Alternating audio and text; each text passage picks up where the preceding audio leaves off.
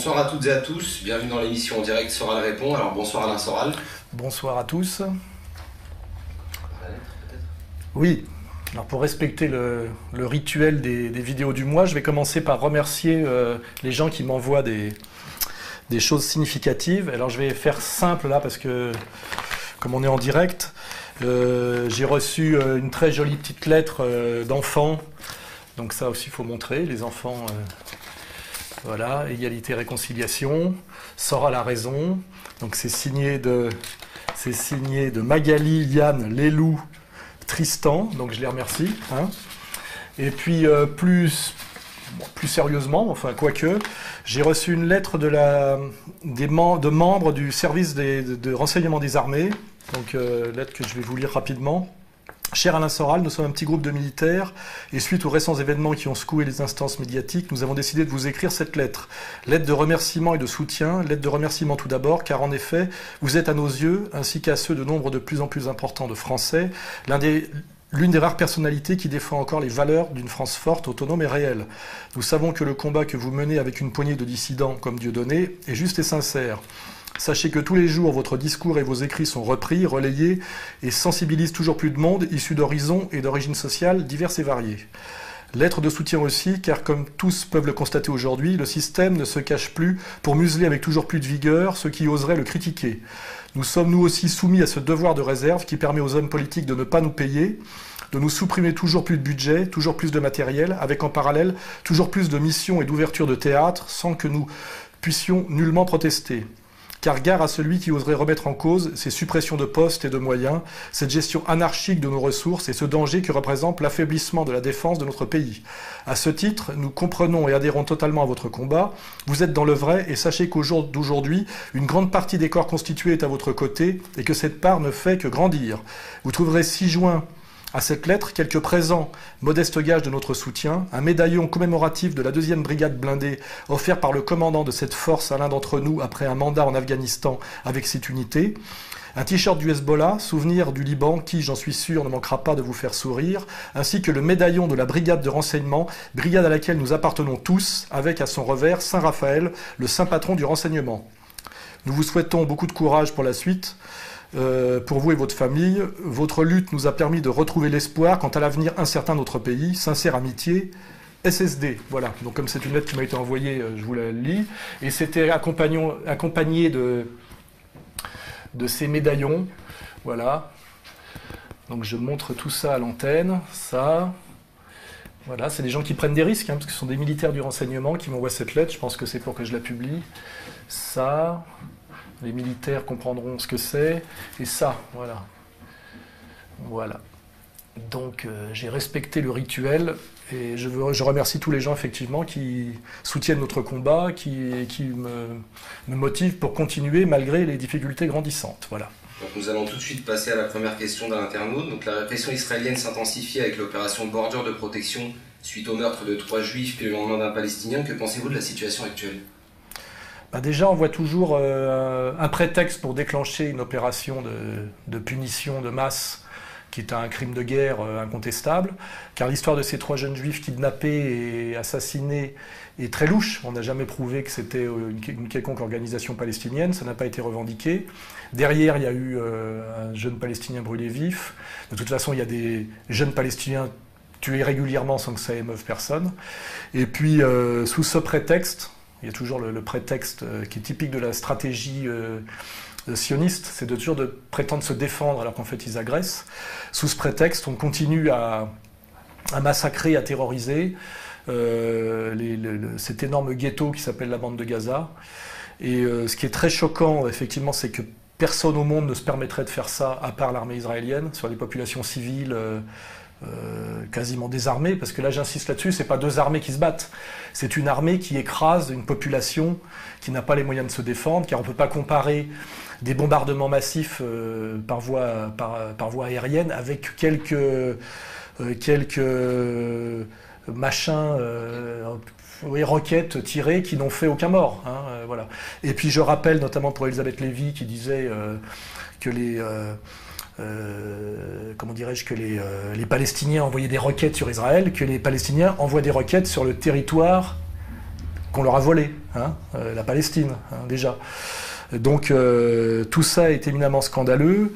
La déclaration d'Hollande est répugnante quand on voit qu'Hollande a soutenu Israël au lieu de... sans se soucier du tout du sort des Palestiniens, sans même prononcer leur nom. Et puis on voit bien dans les médias la manière dont c'est géré, qu'on nous montre toujours des témoignages d'Israéliens comme si c'était nos compatriotes qui disent « Oh là là, il y a des sirènes, on est obligé de courir. » Et puis par contre, les morts palestiniens qui sont par centaines sont traités médiatiquement comme si c'était des animaux, en fait. On voit vraiment ce double standard qui n'est pas du tout compatible avec l'universalisme des droits de l'homme, mais puis par contre montre effectivement une mainmise de plus en plus grande comment dirais-je, des sionistes et de leur vision du monde sur le reste de l'humanité, puisque là on a vraiment validé par nos hommes politiques, notamment Hollande, qui est censé être de gauche et socialiste, et validé par tous les médias, ce double standard qui correspond en fait à la vision du monde judéo-sioniste, hein, c'est-à-dire le peuple élu qui est le seul vraiment peuple humain, et puis les autres, les goïms, nous tous, et les Palestiniens a fortiori, qui sont en fait des sous-êtres qu'on peut traiter comme des animaux. Hein, voilà. Et on a bien ce constat actuellement, c'est un État israélien surpuissant qui persécute et qui massacre un peuple pratiquement sans défense, qui sont les Palestiniens, devant une communauté internationale qui finalement se tait, acquiesce même, avec ce constat qu'on est obligé de faire, c'est qu'aucun pays au monde ne pourrait se permettre de faire ce que fait actuellement l'État d'Israël. On pense évidemment à Poutine, la modération qu'a Poutine notamment en Ukraine, ce qui veut bien dire que cette surpuissance de l'État d'Israël ne vient pas d'Israël lui-même, qui est un petit pays en réalité. Ça démontre vraiment la puissance au niveau des instances mondialistes et des instances mondiales du tout-puissant lobby sioniste qui est très au-delà d'Israël, c'est-à-dire de la toute-puissance des communautés juives organisées qui dominent effectivement les nations occidentales et qui permettent à Israël de faire à peu près tout et n'importe quoi. Et on voit bien que cette démonstration de force, de violence israélienne est un peu le marqueur de la toute-puissance du lobby judéo-sioniste sur les soi-disant démocraties occidentales. Je pense que ça choque et que ça dégoûte de plus en plus de gens. Et surtout, ça correspond à la fois à une dérive extrême droitière de l'État d'Israël, qui est de plus en plus violent, avec de moins en moins de recherche de légitimité et même de mensonges, ils y vont carrément, et chez nous, de plus en plus de soumission des médiatiques et des politiques. Je parle même pas des soi-disant mouvements pro-palestiniens qui en sont toujours à appeler à des petits boycotts, à des petites manifs dérisoires, et qui sont toujours là pour empêcher, comme le dit très bien Gilad Atzmon, qu'on fasse le lien entre la violence israélienne, l'idéologie, on va dire, biblico-talmudique, et la toute-puissance du lobby judéo-sioniste mondial. Parce que c'est finalement, en dernière instance, ces mouvements pro-palestiniens puissants servent à masquer et à empêcher ces associations qui seules sont pertinentes et peuvent expliquer ce qui se passe. Voilà. Que pensez-vous du projet de Dieudonné avec l'ANA Assurance et surtout de la suite avec la création éventuelle d'une banque ? Alors là, on passe du coq à l'âne, mais c'est pas forcément sans lien. C'est que face à cette toute-puissance sioniste qui se démontre par ce qui se passe à Gaza, mais aussi par les persécutions que je subis, que subissent finalement les dissidents actuellement, on est bien obligé de réfléchir à des façons de s'organiser.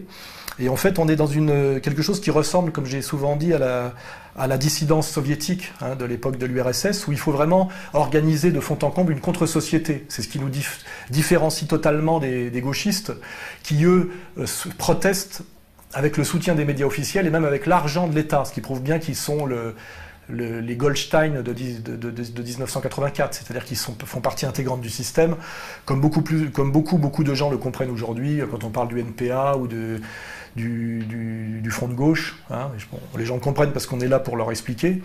Donc on est à un moment donné à faire vivre une dissidence et à essayer qu'elle atteigne son autonomie. Alors, l'autonomie, dans un système où la domination est économique, est une autonomie économique.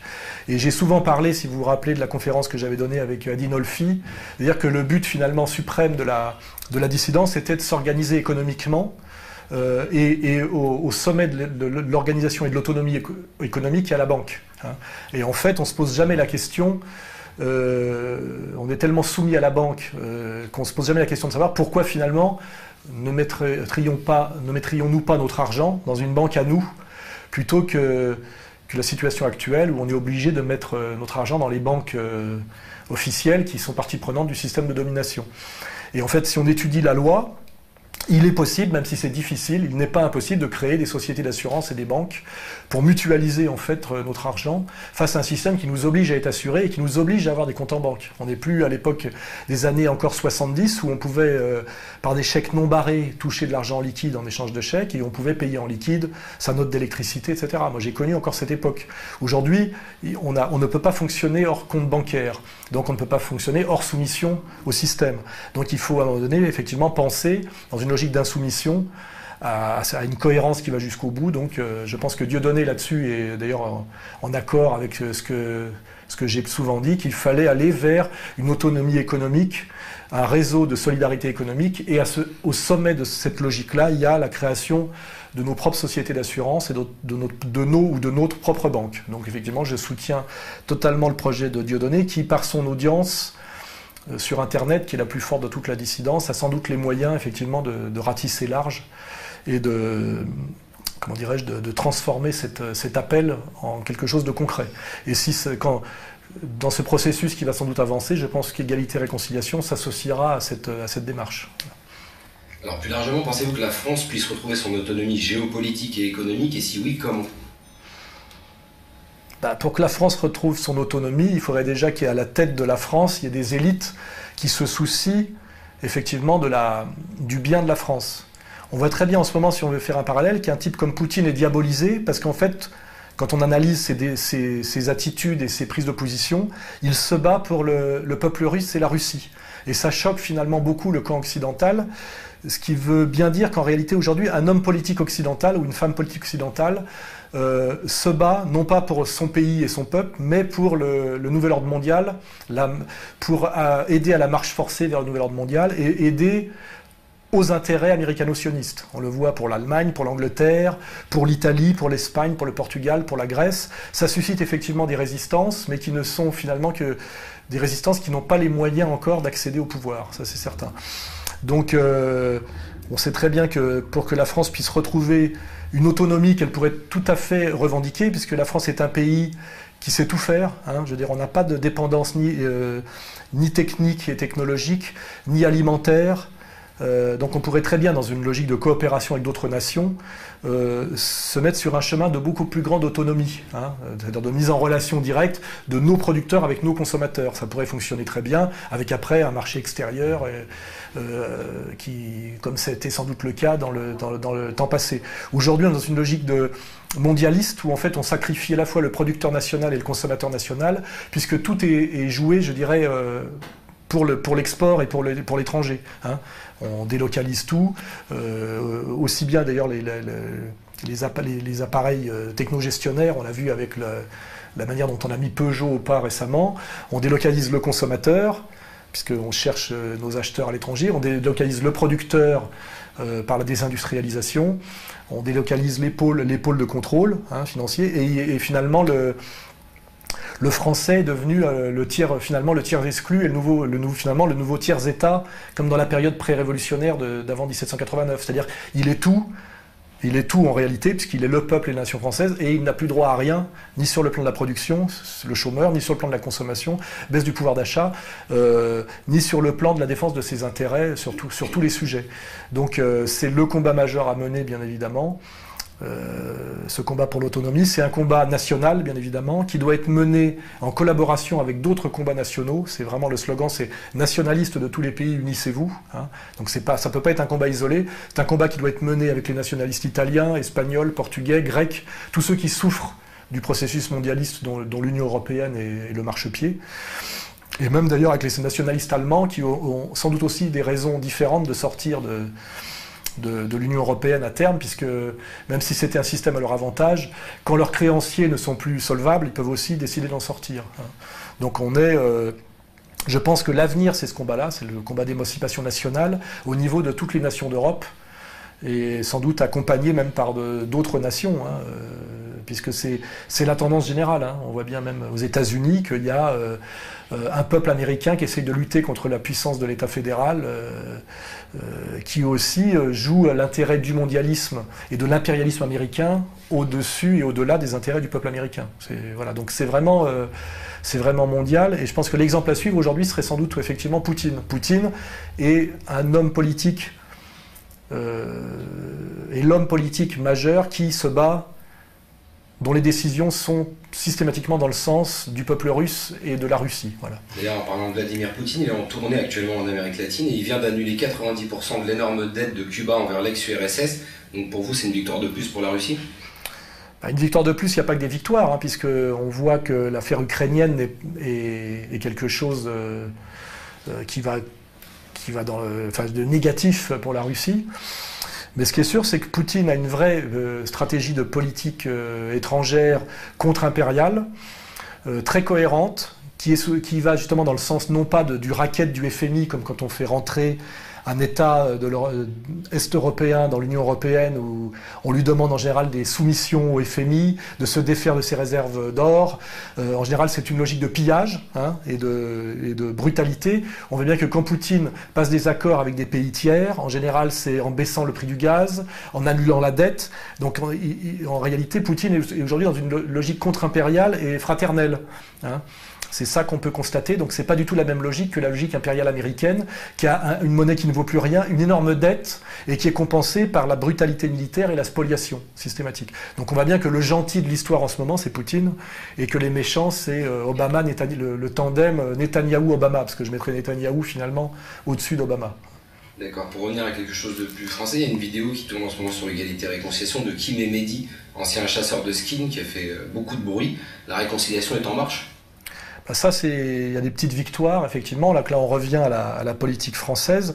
Le système de domination qu'on subit fonctionne beaucoup sur comment dirais-je, la neutralisation des colères. En général, c'est une vieille stratégie qu'on a vue notamment en Italie à l'époque des années de plomb.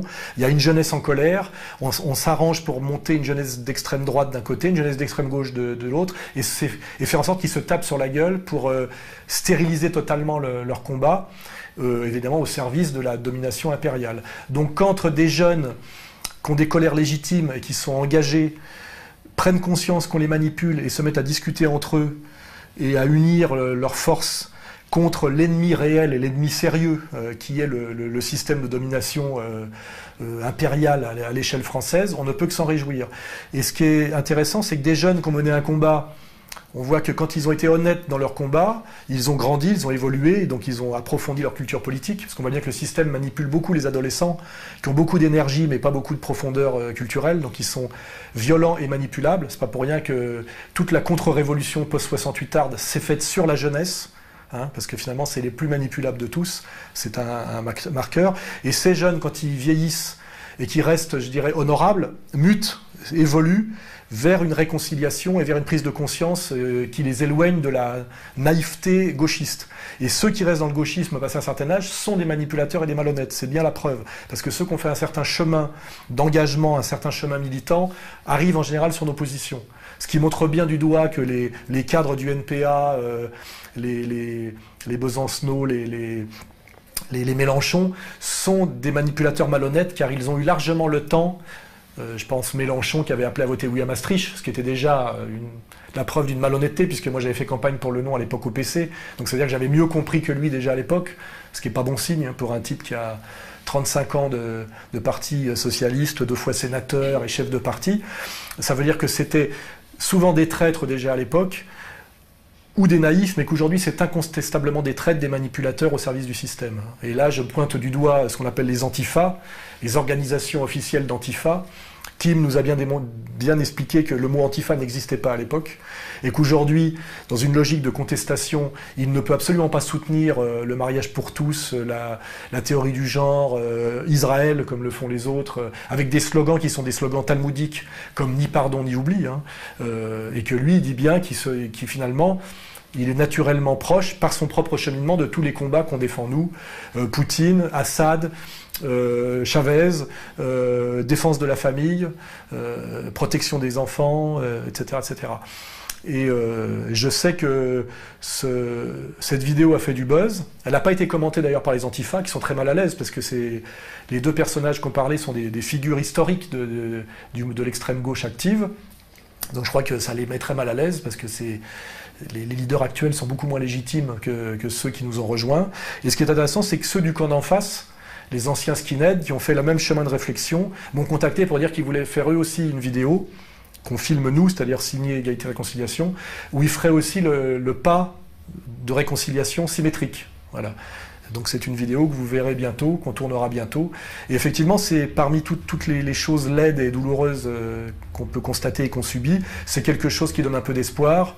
De voir qu'au niveau de la base, au niveau du terrain, au niveau des gens réels, la réconciliation nationale, que ce soit sur l'axe gauche-droite ou l'axe catholique-musulman, fonctionne très bien quand on met hors d'état de nuire les intermédiaires pervers, que je ne vais pas renommer une nouvelle fois, mais qui ont toujours le même marqueur, hein, au service de l'oligarchie mondialiste et au service du sionisme. Hein. C'est toujours ce qu'on constate quand on gratte un peu. Hein. Pour Mélenchon, peut dire ce qu'il veut, mais c'est un atlantiste sur toutes ses positions, sur Assad, sur la Syrie, etc. Quant à Besancenot, on ne l'entend pas beaucoup en ce moment sur Gaza. Hein. Le grand absent. Il y en a une qu'on entend beaucoup en ce moment, c'est Marine Le Pen, qui est sur tous les fronts pour séduire le maximum, non sans stupidité parfois. Qu'en est-il pour vous de sa stratégie et où sont ses erreurs selon vous ? Je pense que la réponse est assez évidente. Après les élections européennes, qui ont été une grande victoire du Front National, puisque le Front National est monté à plus de 25% et est devenu le premier parti de France, au moins à cette élection-là. Mais je pense qu'avec ce qui se passe au PS et ce qui se passe à l'UMP, il y a de bonnes chances que le Front National devienne le premier parti de France dans les autres élections majeures qui arriveront dans les années à venir. On aurait pu espérer que Marine Le Pen, en position de force, dise, voilà, je tends la main à tout le monde, rejoignez-moi, mais à mes conditions. Alors elle a fait des déclarations que je trouve pas dignes d'un futur chef d'État et qui montrent soit une certaine méconnaissance de certains sujets, soit une soumission qui n'a normalement pas lieu d'être. Quand elle a dit notamment que le Front National était le seul parti qui pouvait protéger les Juifs de France, j'aimerais bien savoir de quoi il faudrait protéger les Juifs de France. Alimenter la fantasmagorie que les Juifs en France seraient en danger est une escroquerie sociologique et politique. Hein. Les gens qui sont en danger en France, c'est les gens comme moi. Ce sont les patriotes honnêtes. Ce sont les gens qui sont mis en danger par la précarisation sociale. Ce sont les gens. Mais les Juifs de France ne sont pas du tout en danger en France. Ils sont heureux comme Dieu en France, selon leur propre expression. Ils ont des lois pour les protéger dans tous les sens et qui en font d'ailleurs l'avant-garde de la République. Hein, je crois que Valls l'a dit. Et toutes les lois antiracistes, Pleven, sans parler de la loi Guesso, etc. Et ils sont socialement, en général, les gens les moins atteints par la logique néo-capitaliste et par la logique économique du nouvel ordre mondial. Donc dire que le Front National serait là pour protéger les Juifs et sous-entendre que les Juifs seraient en danger est stupide et malhonnête. Deuxièmement, aller draguer les Juifs de France quand on s'appelle Marine Le Pen est quelque chose d'idiot pour deux raisons. D'abord parce que plus vous vous soumettez à la communauté juive organisée, plus en général ils vous répondent par le mépris. Et comme ces gens-là sont je parle des élites, hein, pas du juif du quotidien dont je ne sais rien par définition, si je veux parler du CRIF, ces gens-là méprise Marine Le Pen parce qu'elle est la fille de son père, parce qu'eux pratiquent le tribalisme, hein, c'est-à-dire le droit du sang et la transmission de la responsabilité par le sang et la responsabilité collective. Hein. Ils sont tribaux, donc de toute façon, ils répondent à cette main tendue maladroite en lui crachant à la gueule. Et si on pense que c'est une démarche électoraliste, elle est stupide, car l'électorat juif n'existe pas. D'abord, il y a quelques centaines de milliers de juifs qui votent en France, et ils votent plus ou moins à droite, plus ou moins à gauche, et même s'ils votent un peu Front National, ça peut constituer au maximum 100 000 votes. Donc en fait, quand Marine Le Pen dit ça, elle n'est pas dans une logique électoraliste pour élargir son assiette électorale, parce que sinon elle draguerait les musulmans, qui eux sont des millions à voter. Et elle dit ça pour se soumettre au tout-puissant lobby sioniste qui dirige la France et qui diabolise ou ne diabolise pas. Ce qui fait qu'elle valide la domination judéo-sioniste sur la France au moment où elle devient majoritaire. C'est-à-dire qu'au lieu d'affirmer sa puissance et de demander finalement que, de façon un peu autoritaire, comme elle en aurait le droit, que chacun réintègre la République et ses principes, elle dit je me rapproche du pouvoir et donc ça s'appelle faire sa teshuva, ce qui n'est pas très bon signe. Ça prouve que c'est ce que j'appellerais une politique de femme de ménage, mais c'est pas une politique de dirigeant. On ne verrait pas Poutine faire ça. Donc c'est une maladresse, et c'est quelque chose qui n'augure pas de l'avenir. Hein. Ça traduit peut-être ce que c'est que la vision politique d'une femme. C'est-à-dire c'est une vision sans phallus. C'est-à-dire que pour une femme, prendre le pouvoir, c'est négocier avec celui qui l'a. Hein. Le père, le mari, le patron. C'est jamais prendre réellement le pouvoir. Donc là, je trouve que Asselineau... Qu'est-ce que je raconte, Asselineau ? Je voulais dire Philippot, excusez-moi. D'ailleurs, Asselineau, c'est un autre sujet. Que Philippot est bien plus cohérent et bien moins maladroit dans ses positionnements. Il ne commet pas ce genre d'erreur. Quand il est face à Aziza, il le renvoie à ce qu'il est. Hein, c'est-à-dire un petit communautaire excité, un saillant. Voilà. Et pour prolonger sur Marine Le Pen, je ne sais pas si c'était dans les questions, mais quand on lui parle de la LDJ à un moment donné dans une conférence de presse, et que c'est un jeune juif agressé par la LDJ qui lui pose la question, alors que viennent d'être condamnés à la prison ferme 2 des agresseurs de ce jeune homme, que je salue, d'une radio, d'un média libre proche d'une autre ou comparable au nôtre, elle ne répond pas, elle répond à côté et elle fait la grimace. Alors qu'elle aurait dû répondre qu'il était tout à fait normal dans un état de droit qu'une milice communautaire interdite aux États-Unis et en Israël et qui est spécialisée dans le cassage de gueule de patriotes et de musulmans, qu'elle devrait se réjouir que ces gens-là soient condamnés. Je ne pense pas que normalement ça lui créerait l'hostilité des juifs du quotidien qui avaient l'intention de voter pour elle. Ce qui prouve bien qu'elle a un gros problème de dialogue secret et de soumission avec la communauté juive organisée. Ce qui n'est pas bon signe. Ça nous renvoie plutôt aux espoirs et au positionnement de son conjoint Louis Alliot, qui lui, effectivement, rêve sans doute un jour d'aller à la gamelle, effectivement, et de dire, voilà, nous pesons suffisamment lourd aujourd'hui pour que vous nous adoubiez, vous voyez, comme parti institutionnel. Si c'est ça, c'est leur vision de la politique, rejoignez Égalité et Réconciliation. Nous, on est dans la résistance, on n'est pas dans la collaboration. Là, ça s'appelle rejoindre la collaboration. Et ça peut être ça, c'est-à-dire qu'à un moment donné, la toute-puissance communauté juive organisée qui décide qui a le droit de faire de la politique ou pas en France, admet qu'elle ne peut plus empêcher le Front National de monter et que la diabolisation médiatique ne marche plus, et dit, bon, on vous intègre effectivement à l'arc républicain, mais ça veut dire que c'est toujours eux qui tirent les ficelles. Ça ne s'appelle pas prendre le pouvoir, et ça ne s'appelle pas rétablir la République. Hein, voilà. Donc je suis très clair sur cette question-là. Autant Philippot a été cohérent dans tous ses positionnements, autant Marine Le Pen montre là-dedans qu'elle fait de la politique de femme. Voilà. Parce que j'insiste là-dessus, je suis effectivement, j'ai lu Otto Weininger et je suis un penseur aussi qui pose des questions de la tradition. Ce n'est pas pour rien si la soumission généralisée à la toute-puissance sioniste derrière le nouvel ordre mondial amène des Merkel et amène des Hillary Clinton. Hein. C'est pas pour rien. Hein. On délègue le pouvoir aux femmes, aux jeunes, hein, aux enfants, aux femmes, effectivement, qui est une manière d'empêcher la réelle prise de pouvoir. Voilà. Poutine, c'est autre chose, vous voyez. Poutine, c'est pas Marine Le Pen. Il y a beaucoup de gens qui aimeraient vous entendre parler de transhumanisme. Qu'est-ce que vous savez sur la question et sur l'évolution qu'ils essayent de faire aux êtres humains actuellement ? C'est quoi, c'est l'humanité augmentée, tout ça, là ? Ouais, ça... On voit bien aujourd'hui que l'évolution, notamment des nanotechnologies, permettent effectivement d'aller dans cette direction-là, et que ces progrès, entre guillemets, rejoignent aussi un certain fantasme de toute puissance, une dimension d'apprenti sorcier. Et je crois que ça a beaucoup à voir, tout ça, avec la médiatisation récente et étrange du handisport, vous voyez ? Parce que je pense que c'est un bon domaine d'expérimentation, effectivement, de tout ce qui est homme augmenté. Il y a aussi des applications militaires. Hein. Aujourd'hui, le problème, effectivement, c'est de tuer le maximum de gens chez les pauvres, comme chez les Palestiniens, mais de faire mourir le moins possible de ses propres mercenaires, parce qu'ils coûtent très cher, vous voyez. Et là, on voit bien que la robotisation totale ou partielle des combattants, qui permet aussi à ceux qui ont de l'argent et la maîtrise de la technologie, d'avoir un avantage irrattrapable sur l'adversaire. Hein. Tout ça, effectivement, ce sont plus des sujets de science-fiction. Hein. On est là-dedans. Les implants, les prothèses, les robots, au niveau sexuel aussi, on voit bien, avec les Japonais qui sont très en pointe là-dessus, avec la crise sexuelle liée, à mon avis, à la manière dont le féminisme a été transformé pour devenir une guerre à la normalité, je dirais, voulue par l'Empire, pour essayer de faire tomber toutes les barrières à sa vision du monde délirante.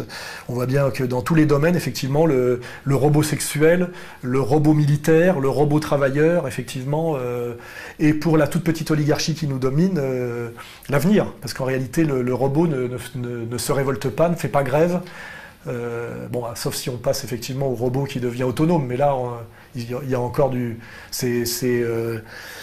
Terminator 2, là on a encore du temps, mais effectivement c'est une question politique qui n'est plus du tout frivole, hein, ça devient une question politique sérieuse. Il faut être très attentif à tout ça parce que la pensée maçonnique qui nous dirige est une pensée qui ne croit pas à la loi naturelle ni à Dieu et qui pense que l'homme est la mesure de lui-même, et qui croit beaucoup à la, comment dirais-je, à la solution par la technique pure. La technique couplée au profit est quelque chose effectivement de très violent, puisqu'on voit très bien que l'épopée de ces 2 derniers siècles, c'est ça, c'est l'argent au service de la technique et la technique au service de l'argent pour faire un bond énorme, effectivement, par rapport aux sociétés anciennes où la technique évoluait très lentement, hein, avec une idée de la juste mesure, comme une idée du juste prix. Hein, voilà. Et tout ça, effectivement, est plus que de la politique, c'est de la philosophie, mais c'est quelque chose, effectivement, qui nous interpelle maintenant. Hein, et il faut se poser ces questions-là maintenant. C'est pas du tout de la rigolade. Hein. Les puces... effectivement, ça renvoie aussi à l'Apocalypse de Jean, hein, avec chacun sera marqué du signe de la bête. 666, c'est le digicode qui sera directement marqué sur votre corps ou pas et qui vous permettra de fonctionner socialement ou pas. À savoir que si vous êtes déviant politiquement, c'est-à-dire condamné pour atteinte aux droits de l'homme, on pourra vous retirer la possibilité de fonctionner. C'est-à-dire que vous ne pourrez plus ni acheter ni vendre, et donc vous serez réduit à la marginalité intégrale. Avec en plus, si vous êtes marqué par une puce, traçable en permanence par du GPS, tout ça c'est demain. Hein. Voilà. Et nous qui sommes la dissidence, on se pose toutes ces questions-là. Comment on pourra continuer à fonctionner de manière autonome et échapper à la dictature avec toute cette technologie qu'il faudra détourner à notre profit. Ça rejoint effectivement beaucoup de Total Recall, enfin beaucoup de films de science-fiction. On y est presque. Hein. Voilà. Alors compte tenu du manque de confiance progressif du peuple face aux banques, quelles sont les alternatives pour le dépôt et le transfert d'argent? Et il y a aussi beaucoup de questions sur le Bitcoin. C'est un sujet... je crois que l'État vient déjà de se prononcer là-dessus. Hein. Ils veulent le réglementer et le régenter. J'ai du mal à y croire, moi, à ce truc-là. Je pense que ça passe par Internet. J'ai peur que ce soit très facilement manipulable, détournable, contrôlable. Moi, je crois plus à ça, à l'échange direct, quoi. Hein, c'est-à-dire le troc, marchandise contre marchandise, valeur réelle, c'est-à-dire argent, or contre marchandise. Je suis plus... c'est aussi parce qu'à l'âge que j'ai, je suis pas super bon en informatique et en électronique et tout ça, et j'ai un peu peur de ce que je maîtrise pas.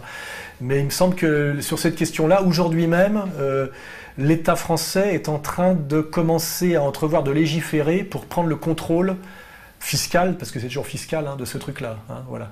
Donc j'ai peur que ce soit déjà une solution périmée.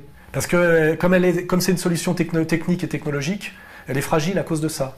Hein, je crois qu'on voit bien, quand on regarde comment les combattants djihadistes ont pu s'émanciper de la tutelle américaine relativement à un certain moment, et ben, qu'est-ce qu'ils ont fait? Ils ont cessé de fonctionner avec des téléphones portables, ils sont devenus silencieux au niveau de l'Internet, et ils ont fonctionné avec des pigeons voyageurs, avec des feuilles de papier, des crayons et des messagers physiques. Hein, avec en plus... les Américains étaient très gênés par rapport à ça parce qu'ils n'ont pas les physiques pour pouvoir infiltrer, ils ne maîtrisent pas forcément les langues et les dialectes, et c'est un peu la même chose. Hein. À un moment donné, finalement, le pigeon voyageur, le messager physique, le papier, le crayon, la pièce d'or, la pièce d'argent, les pommes de terre échangées contre des carottes, les pneus échangés contre des pommes de terre, ce sera peut-être ça le système le plus dur à contrer et à contrôler. Après, on va voir disparaître 2 grands noms de la musique que sont Horace Silver des Jazz Messengers, puis très récemment Tommy Ramone, batteur et dernier membre des Ramones, qui incarne selon vous actuellement la révolte culturelle ou la révolution culturelle en musique? On voit que la musique, c'est comme tous les phénomènes culturels, il y a toujours des avant-gardes qui arrivent pour pour répondre à une saturation ou à quelque chose qui commence à tourner en rond et à fatiguer. Et puis cette avant-garde s'institutionnalise et se met à ronronner. Je prendrais comme exemple aujourd'hui le jazz, les festivals de jazz, qui est un truc de bourgeois de gauche à lunettes, qui m'emmerde moi profondément. Et si je prends l'exemple absolu du jazz insupportable, je prendrais la fratrie des Martialis. C'est vraiment de la merde. C'est devenu de la nouvelle musique classique, aussi insupportable que toute l'arrogance de la musique classique avec les grands chefs d'orchestre, tout ce cirque bourgeois. Donc ce qui m'intéresse moi c'est de voir que des types ont marqué leur époque, ont été des pionniers, ont été à l'avant-garde, ont eu de la fraîcheur, ont correspondu à une aventure, et puis à un moment donné, tout ça effectivement, se fan, s'institutionnalise, s'embourgeoise, etc. Donc, si je parle du dernier Ramon qui est mort, effectivement, moi j'ai été de ceux qui se sont libérés de de l'époque Baba, qui était devenu quelque chose de très chiant, de très triste, avec le sursaut punk. Hein, sursaut punk, c'est 76-77, c'est mes 18 ans. Hein, j'ai redémarré grâce à ça. Et effectivement, les Ramones, ça a été avec les Sex Pistols, avec les Clash, le fameux disque des Ramones avec les mecs adossés au mur de briques là, et un disque que je réécoute encore aujourd'hui de temps en temps, et de savoir que ces pionniers finalement meurent les uns après les autres, c'est une époque effectivement qui disparaît. Et la question effectivement que je me pose, c'est qui aujourd'hui incarne cette fraîcheur, cette révolte? Alors j'ai deux réponses. Il y a ayant 56 ans cette année, est-ce que je suis apte à donner la réponse? En général, c'est un truc d'adolescent la musique, faut pas oublier, c'est un truc de jeune. Et à un moment donné, on vit sur ces codes culturels de sa jeunesse. On est dans la nostalgie fatalement. Donc aujourd'hui, donner un avis péremptoire sur ce qui est bien, pas bien, et ce qu'on doit écouter aujourd'hui, si je suis honnête avec moi-même et un sociologue rigoureux, c'est pas à moi de le dire. C'est à des types de 20 ans de le dire. Donc moi j'ai une oreille toujours, j'écoute des trucs qui me paraissent pas mal. Là j'écoute Métronomie en ce moment, je trouve qu'ils sont assez bons. Bon, j'ai vu qu'ils vivaient à Paris, que c'est Gondry qui avait fait leur dernier clip, donc je me dis tiens, ils font de la qualité. Mais je suis pas, je fais pas partie des têtes chercheuses. Quand j'avais 18 ans, j'allais dans les concerts sauvages, j'allais dans les squats, je voyais des concerts dont les gens n'étaient pas au courant, hein, dont le mainstream ne parlait pas. Aujourd'hui, ça se trouve, il y a des trucs très bien dont je ne suis pas au courant. Ce qui est sûr, c'est que moi, je crois qu'un combat politique sérieux doit aussi intégrer le culturel. Je crois beaucoup au métapolitique. Et dans cette logique-là, j'accompagne, vous savez, le projet Bras d'honneur. Et j'espère que Bras d'honneur va porter un peu ce renouveau et cette avant-garde, mais je ne fais que les accompagner. Hein, c'est-à-dire, moi j'ai mes goûts, je ne suis pas décisionnaire. Donc aujourd'hui, il me semble que tous les trucs, la francophonie de machin, Avignon, c'est de la merde. On n'y voit que de la merde. Moi, tous ces trucs-là, les chanteuses à prénom de jeunes filles, là, les Camille, les Zaza, les Zuzu, c'est vraiment de la merde. Je parle pas des Mickey 3D, des machins, des trucs comme ça, c'est insoutenable. Donc, que ces trucs-là, pour moi, effectivement, c'est les annexes du PS, quoi. Hein. C'est aussi nul que François Hollande. Hein. On va dire que c'est à Mick Jagger ce que François Hollande est au général de Gaulle, en gros, quoi. Donc j'espère que tout ça va achever de se casser la gueule totalement, et que peut-être dans ce merdier, comme dans du fumier, quoi, hein, vont émerger effectivement des phénomènes intéressants, et que ces phénomènes intéressants seront relayés, aidés, captés par Bras d'honneur. J'espère que Bras d'honneur va jouer ce rôle-là. Moi, on va les aider comme on peut, mais voilà, on peut pas faire autre chose que ça, parce que je vous dis, je me méfie. Je me rappelle des gens d'Actuel à une époque qui faisaient nouveau et intéressant alors qu'ils avaient 60 ans, et je me rappelle qu'à l'époque où ils ont essayé de nous accompagner et de nous chapeauter, puisqu'ils se sont jetés alors qu'ils venaient du mouvement hippie, ils se sont jetés sur la New Wave. Pour nous, c'était des vieux schnocks récupérateurs, et on avait l'impression qu'ils comprenaient rien à ce qu'on faisait. Hein. Et je voudrais pas être le nouveau Bizot des années 80 transposé en 2010. Hein, je vais essayer d'être cohérent. Donc, j'attends de voir, et ceux qui ont des trucs bien à faire et à montrer, et j'espère que Bras d'honneur va les aider. Et moi, j'ai toujours l'oreille ouverte pour découvrir des trucs qui me semblent de qualité. Mais, comme je vous le dis, je suis marqué par mon adolescence et ma jeunesse. Hein. Faut pas oublier que toute la culture en fait, la période où on s'énerve culturellement, où on s'investit violemment culturellement, c'est l'adolescence et la post-adolescence. Après, quand on passe à l'âge adulte, on se calme. Hein, ce qui veut bien dire d'ailleurs qu'il y a toute une ambiguïté. C'est que la culture, c'est comme un truc de jeune. Donc c'est comme un truc aussi un peu de petit con naïf. Hein, et en même temps, quand on vieillit, on reste sur ses émois de jeunesse. C'est rare qu'on découvre des trucs géniaux culturellement à 50 ou 60 ans. En général, c'est à 20 ans.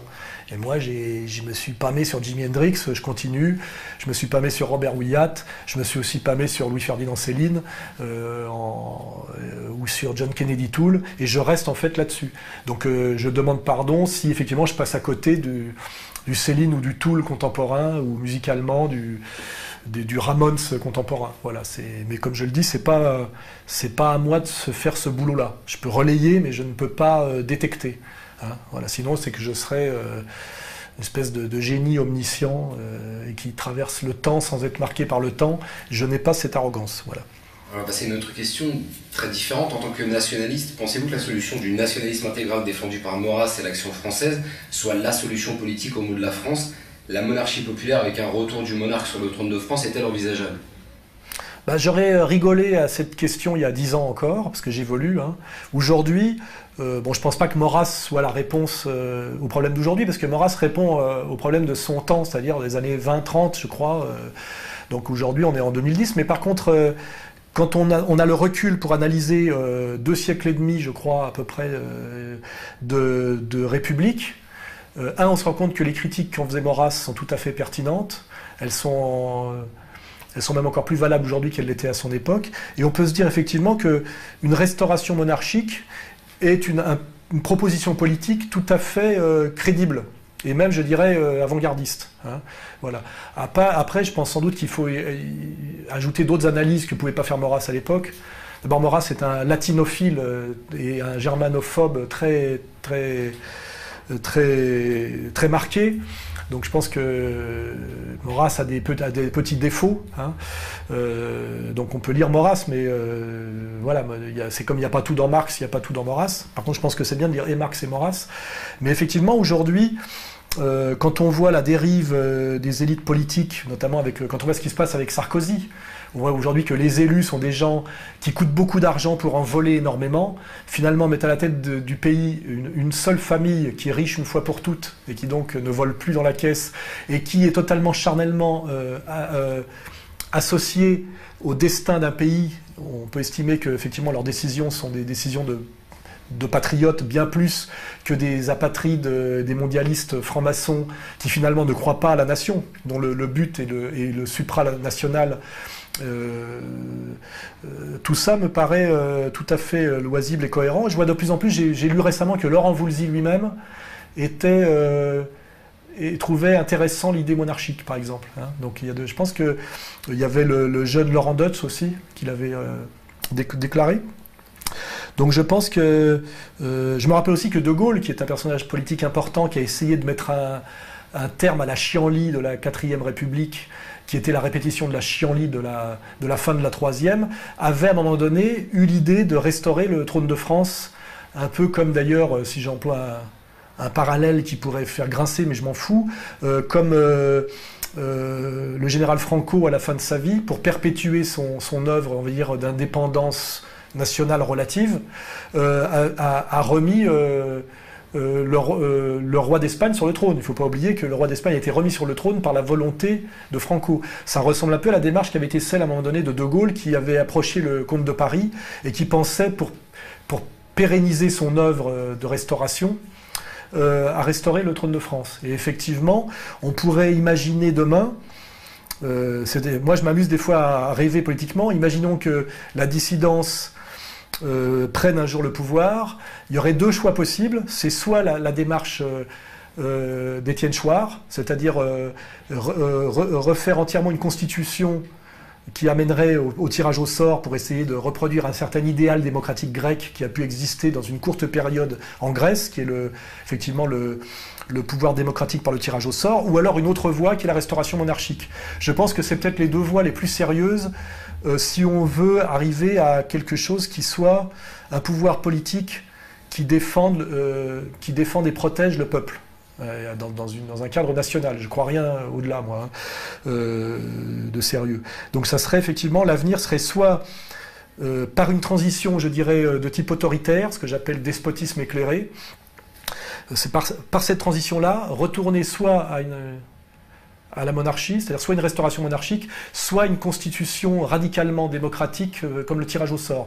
Je pense que ce sont les deux voies, une voie de droite, je dirais une voie de gauche, crédibles. Et c'est à ça qu'il faudrait travailler. Voilà. Alors cette année, 75 nations vont participer à des commémorations placées sur le signe du centenaire, donc au défilé du 14 juillet. Qu'est-ce que vous pensez de cette idée? C'est le centenaire de quoi? De la guerre de 14? Ouais, de la Première Guerre mondiale. Bah, tout ça, c'est toujours des processus, on va dire, pour essayer de dépasser le cadre national et mettre les événements nationaux au service du supranational et du mondialisme. Hein. C'est toujours ça. Et puis il y a toujours cette manipulation de l'histoire qui s'appelle la mémoire, où à chaque fois on nous fait servir des événements historiques passés à la sauce droits de l'hommisme contemporaine. C'est un peu, ça pue un peu tout ça, quoi. J'ai vu aussi que dans ce cadre-là, le défilé du 14 juillet, bon, qui est une tradition française spectaculaire et que personnellement moi j'aime bien. Et puis ça permet de voir l'état de nos forces armées. Et puis je pense que ça a beaucoup à voir avec quelque chose de traditionnel, hein, le défilé militaire. Il est prévu aussi que cette année on fasse défiler des soldats algériens, je crois. Alors ça, j'avais dit que ça serait de mauvais augure le jour où ça arriverait, parce qu'on nous a fait le coup on avait invité Kadhafi, après on avait invité Assad. Si on se met à inviter les Algériens à défiler avec nous, ça veut dire que, en général, aujourd'hui, le français, c'est le Judas du complot. Hein. Ça veut dire en gros qu'on a un projet, que l'oligarchie mondialiste a un projet hostile envers l'Algérie telle qu'elle est aujourd'hui, et que la France va encore faire le sale boulot, comme d'habitude. C'est un mauvais marqueur. Moi, je suis tout à fait contre toutes ces conneries, hein, là, de faire défiler des militaires étrangers dans le défilé national français. Je trouve que on voit à quoi ça veut servir. Hein. C'est toujours casser la nation, diluer tout ça c'est toujours au service du projet mondialiste. Hein, voilà. Il y a beaucoup de gens aussi qui posent des questions sur les chemtrails et demandent si vous avez eu le temps de vous y intéresser. Ben, je m'y intéresse évidemment comme je m'intéresse à tout. Je suis prudent parce que moi j'essaye d'être... c'est comme sur les Illuminati, les reptiliens, j'y vais doucement.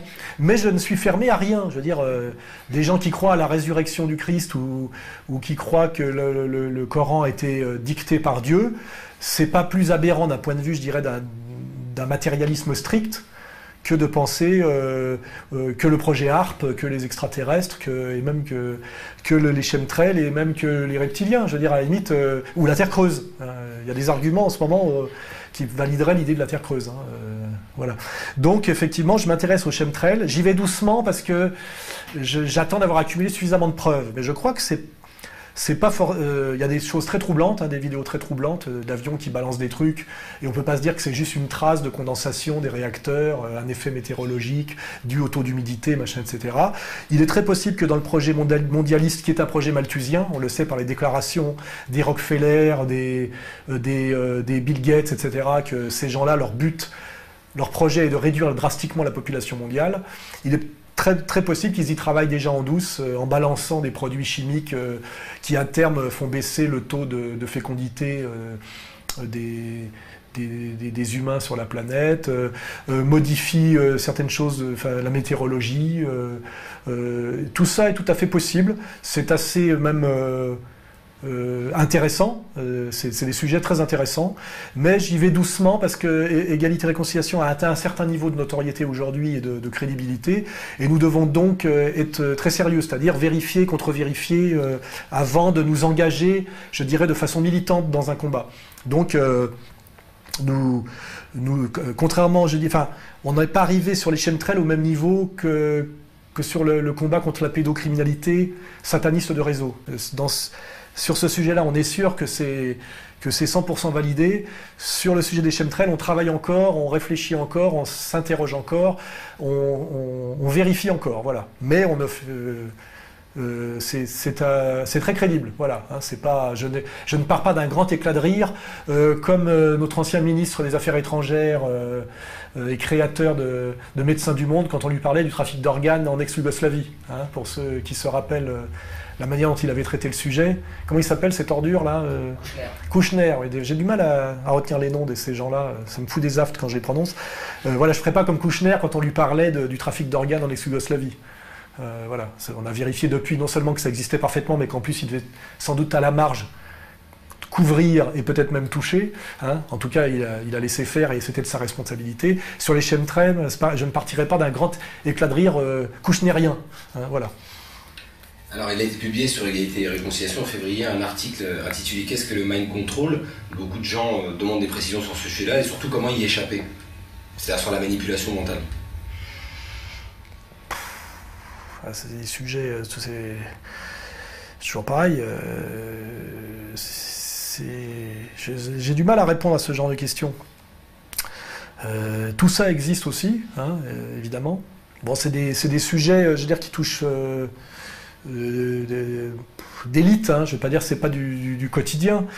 C'est aussi des sujets qui peuvent pousser un peu au délire et au conspirationnisme un peu exagéré. Mais tout ça existe. Hein, je pense que le mieux, c'est de s'instruire là-dessus en lisant des livres sérieux, en allant à des sources sérieuses, pas trop délirantes. Ça permet de bien comprendre comment marche le monde et surtout qu'il y a des strates. Hein, il y a des strates, comment dirais-je, il y a des niveaux, il y a des températures. Hein, pour le citoyen lambda qui produit et qui consomme et qui ne se pose pas trop de questions, la question du mind control est pas très importante. Mais quand on avance effectivement dans la logique des réseaux, des manipulations politiques, des stratégies, etc., ça devient un sujet très intéressant et qu'il faut étudier. Là-dessus, il y a Internet, évidemment, il y a des choses très sérieuses sur Internet, et il y a des témoignages. Le mieux, sans doute, c'est les témoignages de ceux qui ont participé à ce genre de programme et de projet et qui balancent. Il y a quelques trucs intéressants au niveau de certains cadres du système américain. Et j'incite, comme toujours, les gens à se cultiver sérieusement sur le sujet. Hein. Voilà. Quand on se cultive sérieusement sur le sujet, on ne se permet plus de pousser sur le sujet un ricanement kouchnérien. Voilà. On est au mieux perplexe. Voilà. Et donc, pour être un peu plus léger, il y a beaucoup de gens qui nous demandent des réactions sur la Coupe du Monde. Est-ce que vous la suivez, sur les matchs qui sont passés, sur ceux à venir ? Oui, je regarde un peu la Coupe du Monde parce que même si je vois bien que la Coupe du Monde participe de ce grand cirque mondialiste et du Panem et Circenses, et que si j'ai bien conscience que pour faire cette Coupe du Monde au Brésil, il a fallu botter le cul à des tas de gens, qu'il y aura une addition à payer, que ça cache de la misère, il faut aussi être comprendre comment fonctionne l'être humain. C'est-à-dire que le mieux est l'ennemi du bien. Il faut bien de temps en temps que le corps exulte, il faut bien participer à des grands-messes. Donc moi, je ne suis pas dans cette logique extrémiste qui, en général, d'ailleurs, conduit au burn-out assez rapidement. Donc je suis la Coupe du Monde de football. Je vois les matchs à la télé, souvent collectivement, ce qui permet de commenter, de dire des conneries, de boire des bières. Ça fait du bien. Et qu'est-ce que je peux en dire ? Je peux en dire que, bon maintenant c'est facile de le dire, mais que l'équipe du Brésil n'avait absolument pas les moyens de remporter la Coupe, ce qui est vérifié, mais je le disais dès le premier jour.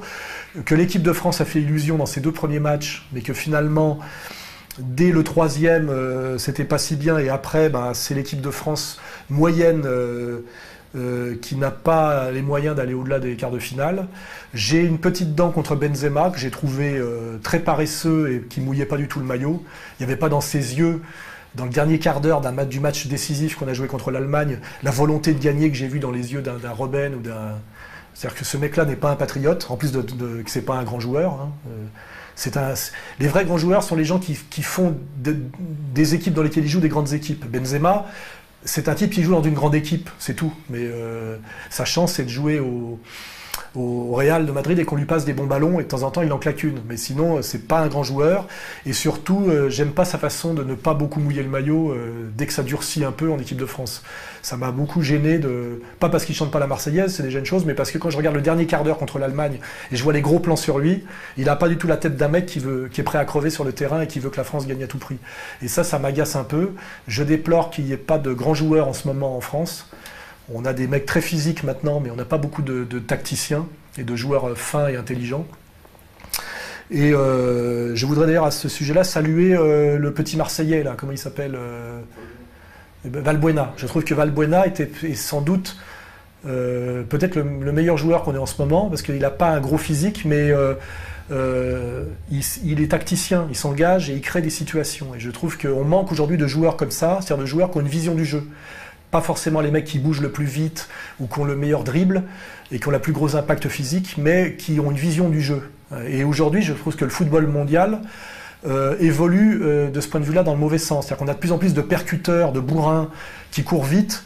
On a de moins en moins de types à la Platini, c'est-à-dire qui étaient capables, par un coup d'œil, de mettre un ballon en cloche à 40 mètres dans les pieds d'un adversaire démarqué, enfin d'un joueur, je veux dire démarqué, pas d'un adversaire. On a de plus en plus de joueurs dont les pieds vont plus vite que la tête. Et ça, c'est le gros problème. Et peut-être que de ce point de vue-là, les Allemands nous donnent la leçon inverse. Et je ferai remarquer que dans l'équipe d'Allemagne, il n'y a pas de grosses individualités comment dirais-je, du showbiz footballistique, hein, mais c'est des types qui sont capables de jouer à 4 ou 5, intelligemment, de se trouver sur le terrain, de construire, un peu comme l'époque de l'équipe de France d'Hidalgo, hein, et que tout part quand même du milieu de terrain, quoi, de la création d'un collectif en milieu de terrain. Hein, et si je veux compléter, pour montrer que je m'intéresse au football, cette Coupe du Monde a été la Coupe du Monde des gardiens de but.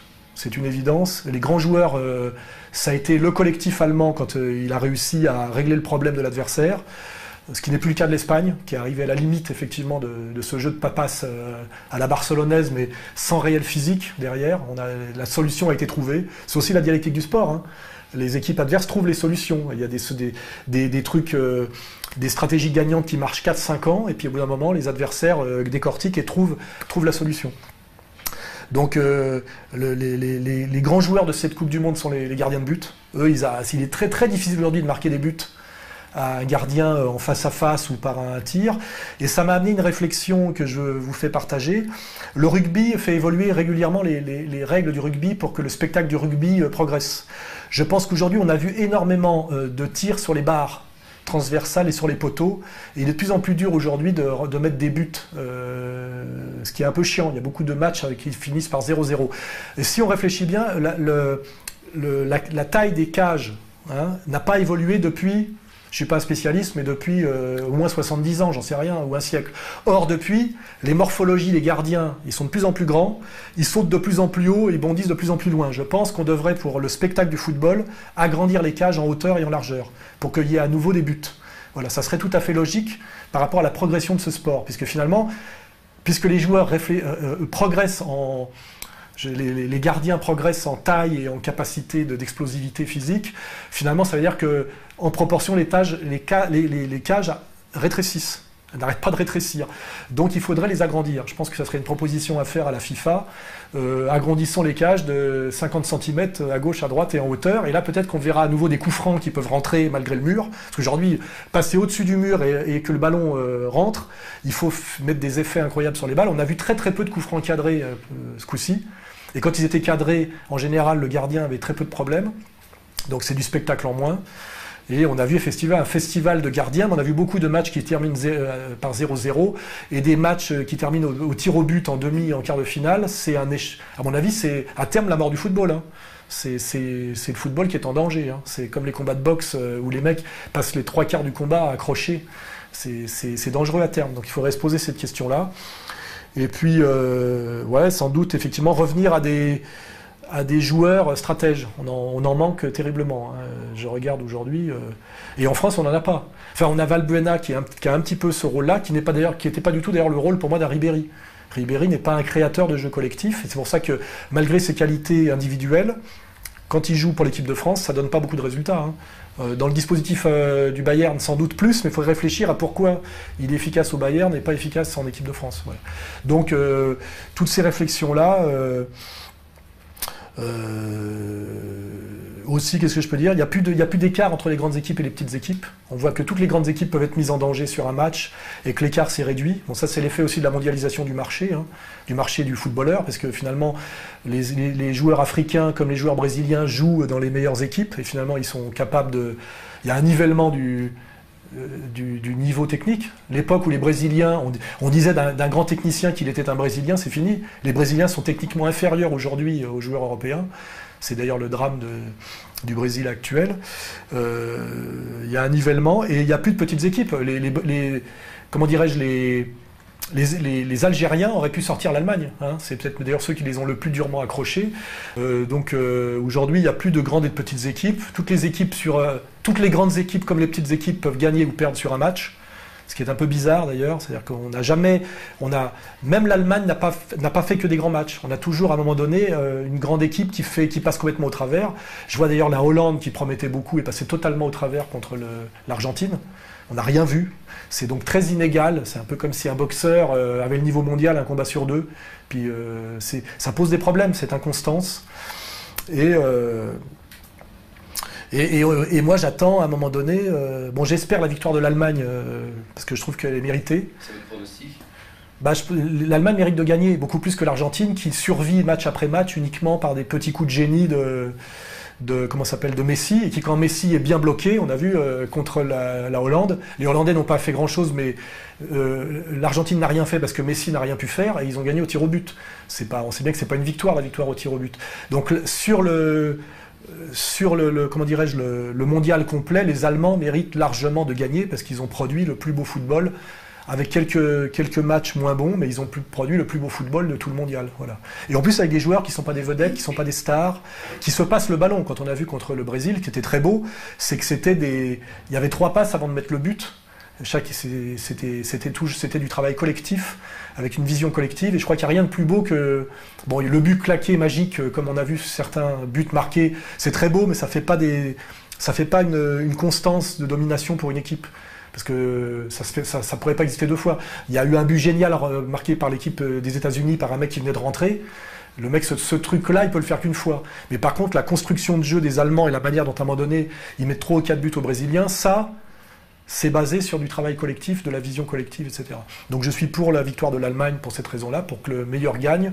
Et j'attends toujours une nouvelle grande équipe de France qui fonctionnerait sur un meneur de jeu intelligent, à la Platini ou à la Zidane, même peut-être en moins virtuose, parce que c'est rare de tomber sur un mec de ce niveau-là, avec cette conception à la Hidalgo, c'est-à-dire un carré magique, et une équipe forte parce qu'elle a un milieu de terrain qui domine, et après qui peut passer des ballons à un buteur, qui peut être même Benzema, parce que finalement Benzema ne peut briller que si on lui file des bons ballons, par lui-même il est capable de rien.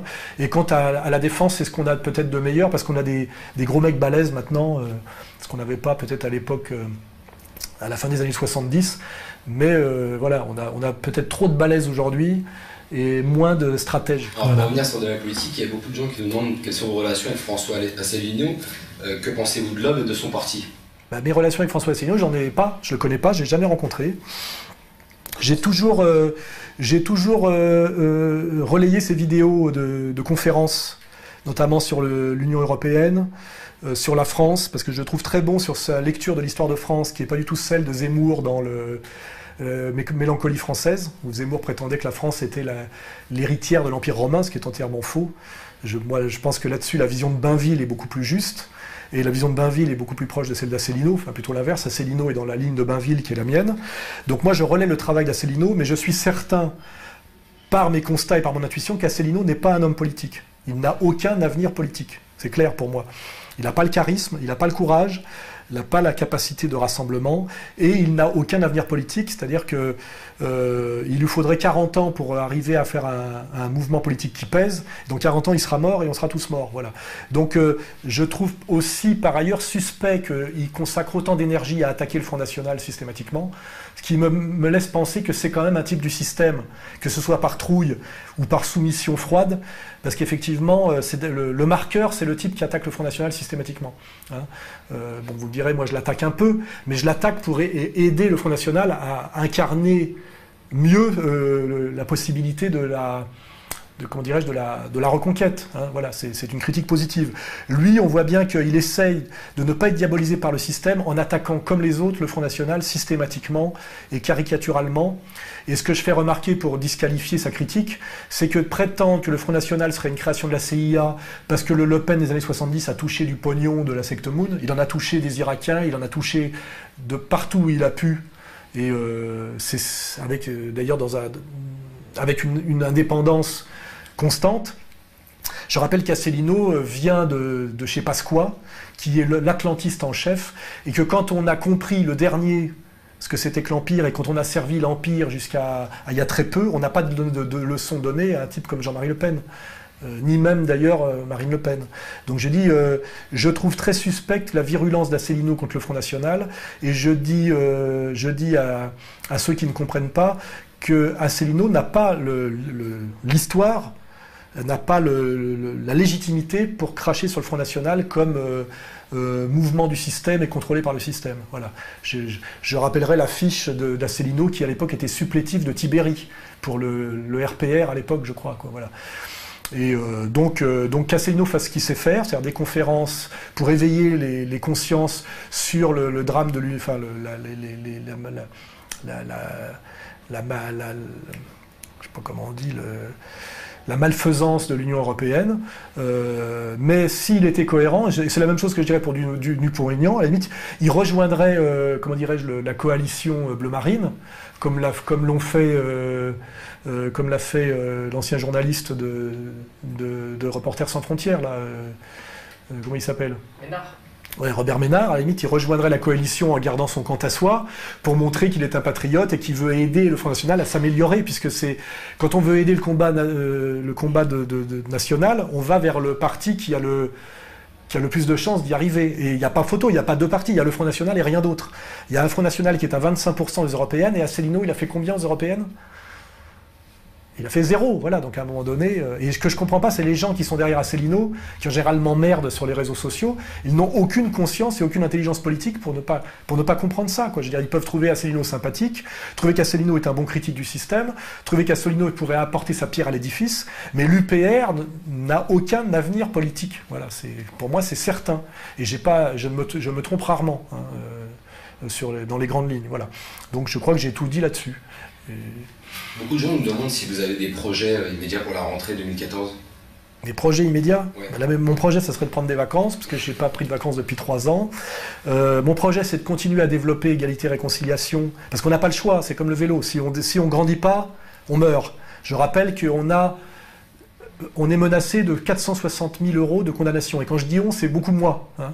Donc soit je grandis, soit je meurs. Et quand je dis je meurs, ça veut dire la solution la plus raisonnable, c'est à un moment donné, je quitte le pays. Ce à quoi on pousse Dieudonné à partir au Cameroun, et on pousse moi à m'expatrier, bien évidemment, en croulant sous les dettes et les condamnations, les menaces, etc. J'ai un ami très proche en ce moment qui est en train de préparer son départ vers l'Italie, tellement il subit de persécutions politiques insupportables. Hein. Et je pense que c'est ça la stratégie du système, hein, parce qu'ils ont compris que la diabolisation ne marchait plus. Mais par contre, les persécutions marchent. Et à un moment donné, effectivement, si Soral part au Vietnam ou au Québec, effectivement, il ne sera plus en France. Voilà. Donc, comme je veux rester et continuer à combattre, la seule chose que je peux faire, c'est grandir, pour pouvoir encaisser les chocs, notamment les procès, les menaces de condamnation et les condamnations. Donc je vais travailler toujours dans une logique collective, puisque moi je suis sur la logique du réseau et de l'être collectif. Je ne suis pas si mégalomane que ça. Je crois qu'on ne peut y arriver que si on la joue collectif. Et j'ai toujours été dans les logiques de réseau et des logiques collectives, égalité, réconciliation, aider bras d'honneur. Avant j'étais au PC, même quand j'étais artiste peintre, j'étais dans un groupe qui s'appelait En Avant Comme Avant, on était un collectif. J'ai toujours eu d'abord parce que j'aime pas être tout seul, et tout seul on écrit des bouquins. Mais après, ce qui est bien, c'est la fraternité du combat, et le groupe, c'est bien pour des raisons, je dirais, affectives, et en plus, c'est la seule efficacité possible. J'ai compris à un moment donné que le pouvoir, c'était les réseaux. C'est pour ça qu'on n'enseigne pas les réseaux, on enseigne toujours que les concepts et les individus, jamais les réseaux, parce que les réseaux, c'est le pouvoir. Le CRIF, c'est un réseau. Vous imaginez bien que Kuckerman tout seul, c'est rien. Hein. La puissance de Netanyahou, c'est le réseau sioniste mondial, vous voyez. Donc ER doit renforcer sa logique de réseau, sa stratégie de réseau, sa diversification aussi de réseau. Il doit y avoir du politique, du métapolitique, du culturel, édition, écologie, musique, etc. Et ceux qui veulent ceux qui croient que notre combat est légitime doivent comprendre que c'est à ça qu'ils doivent nous aider, hein, et que c'est aider aussi à développer de l'économie, de l'indépendance économique et de la puissance économique. Toujours de manière vertueuse, hein, évidemment. Si d'un seul coup, vous voyez qu'on fait des pubs pour Areva, on pourrait, sur le site, ou pour La Redoute, comme d'autres qui me crachent à la gueule, il y a des pubs pour La Redoute, c'est un vrai catalogue publicitaire de toute la merde de consommation de masse. Là, vous pourrez commencer à dire, ça aura basculer de l'autre côté. Mais pour l'instant, comme je l'ai dit plusieurs fois, on est dans l'économie vertueuse et on est dans le réseau efficace et on est dans l'économie respectable. Hein. Il n'y a pas, là je le dis pour les crétins gauchistes et les ados, il n'y a pas d'un côté le capitalisme dégueulasse et puis de l'autre côté, comment dirais-je, l'argent de poche de papa. Enfin, ça c'est eux, c'est pour eux. Il y a, c'est pas comme ça dans le monde réel. Hein. Il y a un patron de PME honnête et travailleur qui produit quelque chose, qui peut être un mec qui a monté une entreprise de menuiserie, par exemple. Et puis il y a la logique du pantalon à une jambe de Attali. Hein. Ces deux types-là participent à la logique économique et même sont d'une certaine manière des libéraux, vous voyez. Mais voilà, il y en a un qui est totalement respectable et qui produit de la valeur ajoutée, qui crée de l'emploi, qui a un savoir-faire et qui est totalement respectable, bien plus respectable qu'un patron de théâtre subventionné ou un petit con qui va aller montrer une énième mise en scène d'une pièce classique à Avignon. Hein, c'est là-dessus que nous on s'appuie. Hein, c'est la classe moyenne et le prolétariat. Hein, l'entrepreneur respectable et le travailleur, comment dirais-je, à qui on doit proposer le plein emploi, hein, puisqu'il n'a pas la propriété de ses moyens de production. Il n'a pas la propriété de ses moyens de production, il doit avoir la garantie de l'emploi et la garantie du salaire. C'est l'échange, vous voyez. Et ça donne effectivement notre ligne politique. Et nous sommes là-dedans. Il y a chez nous des travailleurs et des auto-entrepreneurs pour constituer un réseau. Et les branleurs, pleurnichards, qui veulent tout gratos, etc., qu'ils aillent au NPA, vivre avec des subventions de la ville de Paris, des petites enveloppes en douce de la CIA, etc. C'est pas notre. Je les pousse à nous quitter le plus vite possible parce que c'est des planches pourries, c'est de la merde. Au moment du combat, ils encombrent, ils bouffent une gamelle pour rien, ils servent à rien. Donc voilà. Donc là-dessus, je suis très clair. Hein. Vous marchez avec nous dans cette logique, qui est la logique de Dieudonné, hein, que j'avais annoncé d'ailleurs avant lui, hein, et que j'accompagne parfaitement parce que c'est la logique du réseau. Ce qui est bon pour Dieudonné est bon pour moi, ce qui est bon pour moi est bon pour Dieudonné. Parfois, il y a des gens qui ne le comprennent pas tout à fait dans son entourage, mais lui, il a compris parfaitement, et moi aussi. Hein. Et c'est valable pour Meta TV, je l'ai dit, hein, je ne vais pas le répéter, c'est valable pour le Libre Penseur, c'est valable pour Joël Corbeau, c'est valable, pardon pour ceux que j'oublie. Hein, voilà. Logique de solidarité, réciprocité, réseau, on ne sera fort que comme ça, on ne pourra gagner que comme ça. Chacun soutient l'autre, voilà. Donc voilà, mais les projets c'est ça, c'est de développer le réseau et de développer la puissance économique et l'autonomie du réseau, voilà. Ça fait plusieurs fois que vous parlez de prendre le pouvoir. Si vous réussissiez à reprendre le pouvoir, quelles seraient les premières mesures concrètes? Ben ça, je m'amuse à le dire comme ça, hein. Je veux dire, c'est un peu de la provo, puis en même temps, je me dis, un mec qui fait de la politique, s'il vous dit je ne rêve jamais du pouvoir, c'est qu'il est que dans le culturel et dans le témoignage pur. Donc effectivement, j'aimerais, de mon vivant, voir effectivement un processus révolutionnaire s'accomplir en France, et si ça se passe, j'aimerais y participer d'une manière ou d'une autre, quitte à y laisser ma peau, comme dans toutes les révolutions. Hein. C'est en général les pionniers, que ce soit pour le FLN ou la Révolution française, ceux qui ont fait le boulot se font toujours fait buter pour que d'autres passent à leur place, passent à la caisse à leur place. Les rentiers de la résistance française ne sont pas ceux qui ont fait le boulot. Hein. Ceux-là, ils ont disparu. C'est souvent comme ça. Comme d'ailleurs, les rentiers de 68 ne sont pas ceux qui ont fait 68. Hein. Enfin, qui l'ont fait au premier degré, honnêtement, et pour des bonnes raisons. Donc j'aspire effectivement à ce qu'il se passe quelque chose de révolutionnaire en France. J'aspire à y participer parce que je redoute l'ennui plus que tout, quels que soient les risques encourus. Et la première mesure, si je participais à tout ça, ça serait une constituante. Ça serait revoir De Gaulle, quand il est arrivé, il est revenu en 58, il a dit on va faire la 5e République. Il a essayé de produire une constitution qui empêchait qu'on revienne à cette politique misérable qui était la politique de la 4e République et qui était d'ailleurs la reconduction de la politique de la fin de la 3e République. Donc la première chose à faire quand on prend le pouvoir, effectivement, c'est une constituante dans le but de rendre le pouvoir, non pas de rendre le pouvoir au peuple, mais de faire en sorte que le pouvoir s'exerce dans l'intérêt supérieur du peuple et de tout le peuple. Voilà. Et ça veut dire travailler avec Chouard, ça veut dire travailler avec les Maurassiens, ça veut dire travailler avec tous ceux, effectivement, avec tous les patriotes sincères qui ont des idées sur la question. Je pense qu'en plus, c'est une tradition française, hein, l'ébullition politique et la créativité politique. Et je pense que ce serait une période très intéressante à vivre, effectivement, une constituante à laquelle participent aussi bien les gens de R que Chouard, que les gens de l'Action française, et puis que tous ceux, d'ailleurs, qui veulent nous rejoindre. Oui. Voilà. Et la France serait à nouveau un pays pionnier au niveau mondial, voilà, qui mériterait à nouveau sa réputation. Parce que là, aujourd'hui, on est à l'image de François Hollande. Hein. On n'est plus rien. Et ça, vous le voyez arriver ou vous pensez qu'on va aller quand même à 2017 ? J'en sais rien. Franchement, j'en sais rien. L'histoire bouge assez vite en ce moment. On voit quand même, avec Valls, Premier ministre, quelque chose d'assez inédit, hein, un type qui a été Premier ministre parce qu'il a annoncé sa soumission totale aux lobbies sionistes français. On voit Hollande qui est pratiquement le premier président dont la cote de popularité est en dessous de 0. On a l'UMP qui pourrait tirer les marrons du feu, qui est en train d'exploser, avec Sarkozy qui est au bord de la prison, ses anciens lieutenants qui se flinguent entre eux. Donc on a l'effondrement simultané du PS et de l'UMP sur d'ailleurs 2 modes opératoires différents. On a la montée du Front National avec un espoir mitigé. On a le Pen père qui continue à incarner une certaine insoumission au système. On a Marine qui ne fait pas que des mauvaises choses, mais qui de temps en temps a un petit accès de soumission féminine inutile et un peu déprimant. On a à chaque fois, je pense à Asselineau quand je veux dire... Philippot, je ne sais pas pourquoi, ça se termine en haut. On a un Philippot qui est à chaque fois, à mon avis, sur la bonne ligne. Hein. C'est presque emmerdant, mais je ne veux pas lui créer d'ennui. On préférerait presque voter Philippot, soit Le Pen père, soit Philippot, que Marine. Il faudrait peut-être qu'elle se désengage de son alioïsme, qui à mon avis est de mauvais conseils, parce que ça sent la maçonnerie perpignanaise et la soumission effectivement au sionisme. Moi je le dis, Alliot c'est un type qui était trop con pour être cadre à l'UMP. Hein. C'est ça sa position au Front National. Hein. On est très très loin de quelque chose de révolutionnaire, d'insoumis et même avec du panache. Parce que voilà, Le Pen père a du panache.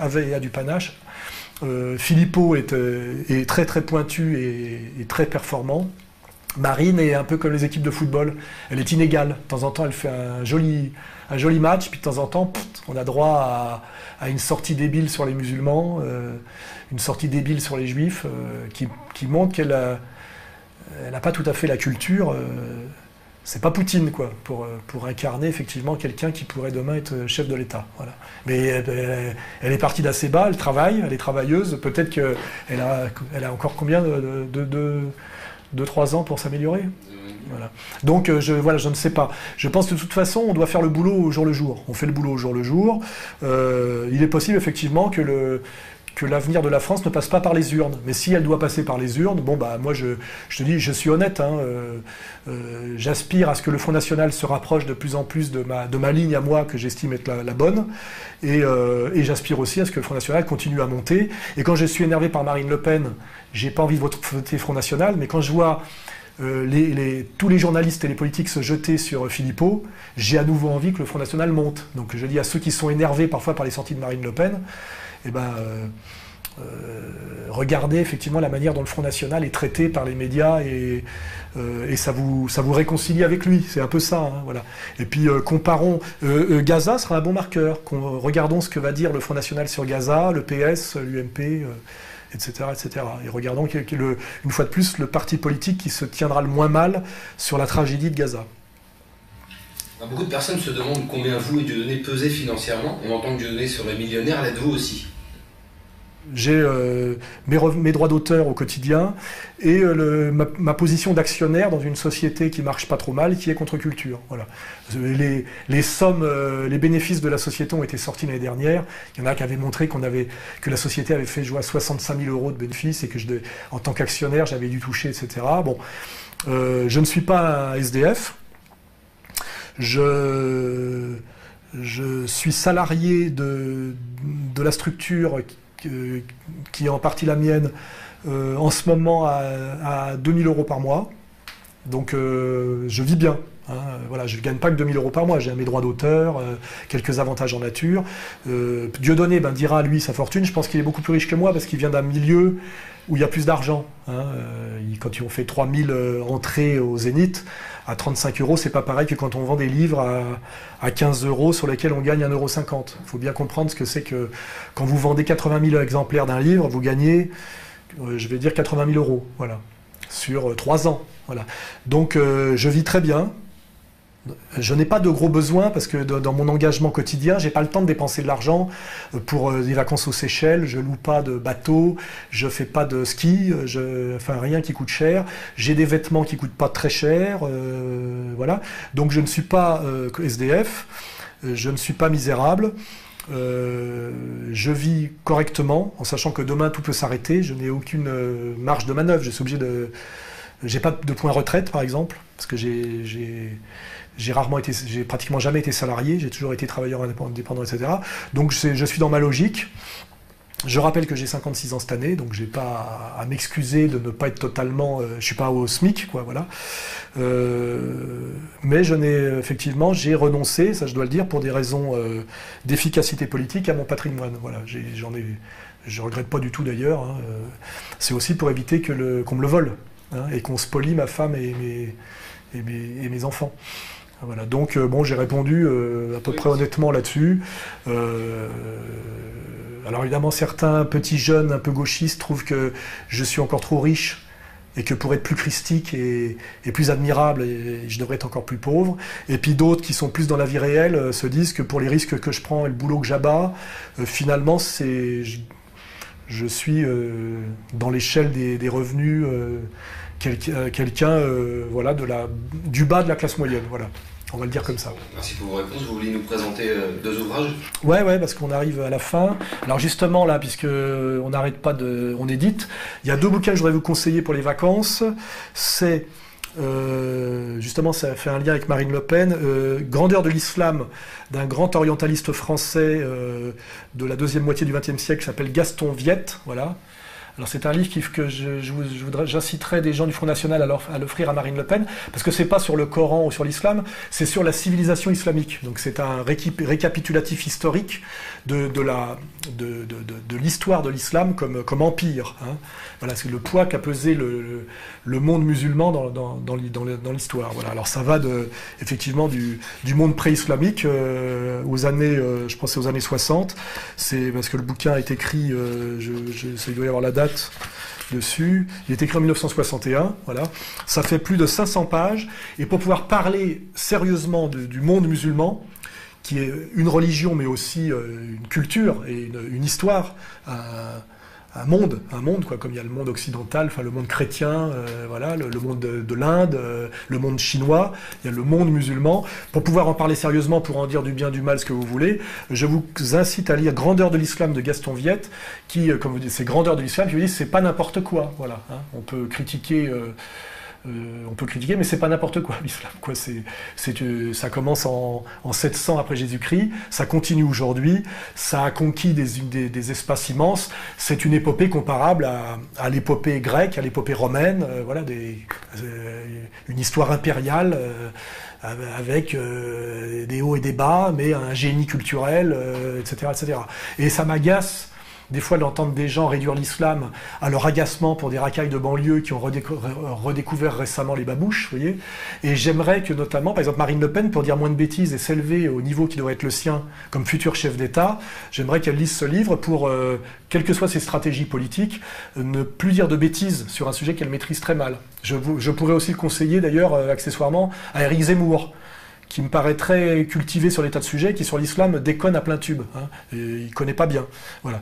Donc lisez, pour la modique somme de 19 € chez Contre-Culture, Grandeur de l'islam chez Gaston Viette. J'incite aussi les jeunes français musulmans à le lire, parce que souvent ils sont musulmans, parce qu'ils sont issus du Maghreb, mais ils connaissent pas grand-chose non plus à l'histoire de l'islam en réalité. Ils confondent souvent avec leur petite histoire du Maghreb. C'est bien qu'ils le lisent aussi. Hein. Comme ça, ils diront aussi moins de conneries dans un autre sens. Voilà. Deuxième bouquin que je vous recommande pour faire l'équilibre, c'est de notre ami Jacob Cohen, qui incarne parfaitement le juif du quotidien, qui a toute sa place dans la nation française et que jamais nous ne songeons à amalgamer avec les malfaisants du CRIF ou les Bernard-Henri Lévy. Le Commando de Hébron de Jacob Cohen, c'est un roman à clé que nous éditons chez Contre-Culture, qui fait 13 € et qui raconte la difficulté pour un jeune musulman de vivre une histoire d'amour avec une jeune juive à cause notamment du racisme et du communautarisme de la famille de la fille. Voilà. Et c'est un roman, mais ça dit beaucoup de choses sur effectivement cette question qui coûte très cher, mais qu'on doit absolument aborder quand on est un honnête homme, sur ces gens aujourd'hui qui sont au sommet des démocraties et qui prétendent exister au nom des droits de l'homme et qui finalement dans leur être communautaire bafouent ces droits de l'homme et cet universalisme qui leur a permis d'accéder à la citoyenneté pleine et entière, les bafouent en permanence. Donc ça parle effectivement de ce problème contemporain qui est le problème de la double éthique de plus en plus visible de nos dirigeants, de plus en plus visiblement sionistes, qu'ils le soient d'ailleurs par la tribu ou par la soumission. Voilà. Donc ces deux bouquins sont des bouquins complémentaires que je vous engage à lire sur les plages cet été pour revenir encore plus intelligent et plus cultivé à la rentrée, ce qui vous permettra de faire des commentaires encore plus pertinents sur le site Égalité et Réconciliation. Donc le Commando de Hébron de notre camarade Jean-Claude Cohen qui vaut 13 €, ce qui n'est pas trop cher pour 200 pages, et cette somme qui s'appelle Grandeur de l'Islam, plus de 500 pages pour 19 € de cet orientaliste français Gaston Viette, qui est autrement plus cultivé que ceux qui ont droit au crachoir en permanence sur l'islam en France, qui sont presque toujours des juifs et des francs-maçons, que ce soit Keppel ou Rodinson.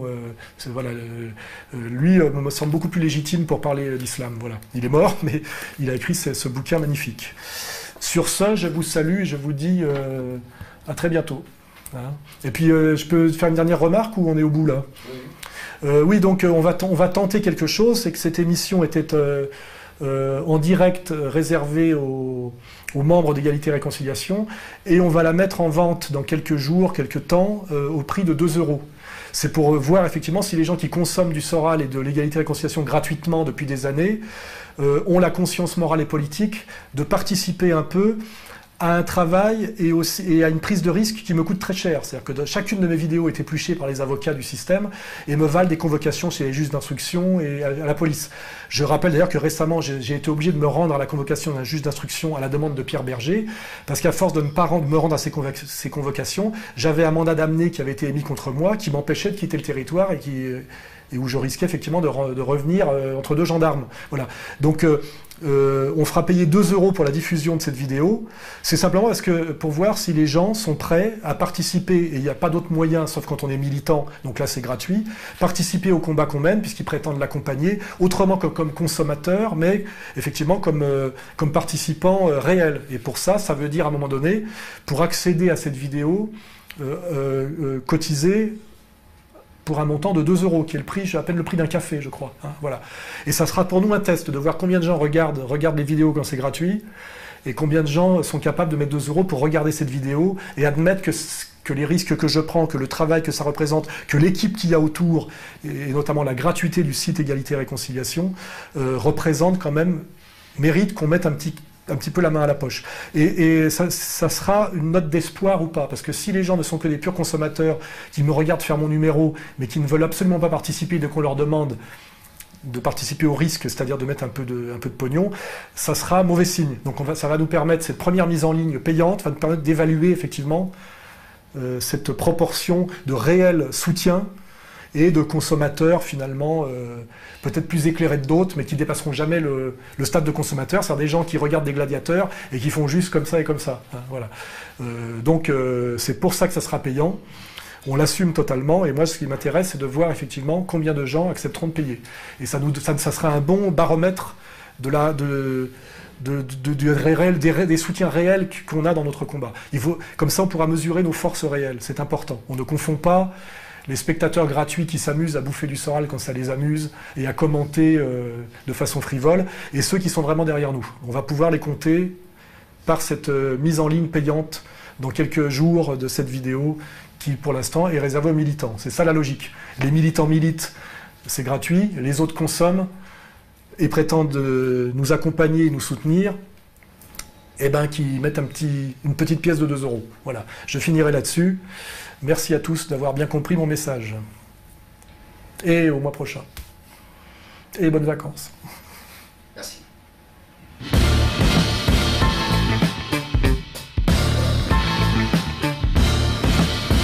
Elle avait le goût de faire le don de sa personne et de son miel. Dans ses yeux brûlait un néon, une ampoule noire, un halogène qui attirait des environs, tant les cafards que les phalènes, mais rien n'y